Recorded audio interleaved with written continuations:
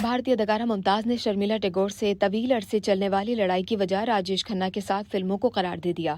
बरसों खवातीन के दिलों पर राज करने वाली भारतीय अदाकार राजेश खन्ना के साथ जादुई ऑन स्क्रीन केमिस्ट्री के सबब चर्चों में रहने वाली अदाकारा मुमताज ने राजेश खन्ना के साथ 9 से जायद फिल्मों में काम किया और ये बॉलीवुड की सुपरहिट ऑन स्क्रीन जोड़ी करार पाई।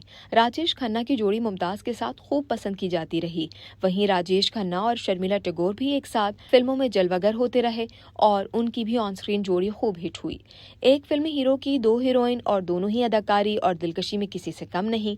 ऐसे में बताया जाता है कि दोनों अदाकाराओं के दरमियान मुकाबले की फिजा आम हो गई थी। मुमताज ने हाल ही में दिए गए एक इंटरव्यू में अपने फिल्मी करियर से मुतालिक खुलकर गुफ्तगू की और साथ ही फनकारों के बारे में भी गुफ्तगू की। मुमताज ने बताया कि मैं शर्मिला टैगोर की बेहद इज्जत करती थी। वो मुझसे ज्यादा पढ़ी लिखी और तहजीब याफ्ता थी। मैंने 8 साल की उम्र में अदाकारी की दुनिया में कदम रखा, इसीलिए जो कुछ सीखा अपने काम के दौरान ही सीखा।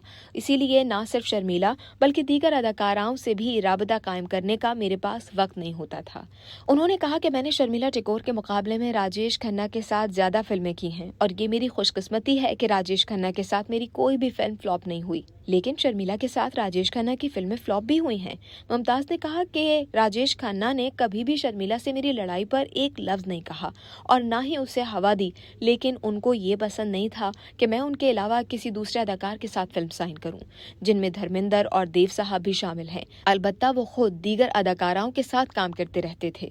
अदाकारा ने यह भी कहा कि राजेश खन्ना को लगता था कि मैं उनकी मिल्कियत हूं, लेकिन हाँ, इसका मतलब ये भी है कि उनको मेरी फिक्र रहती थी।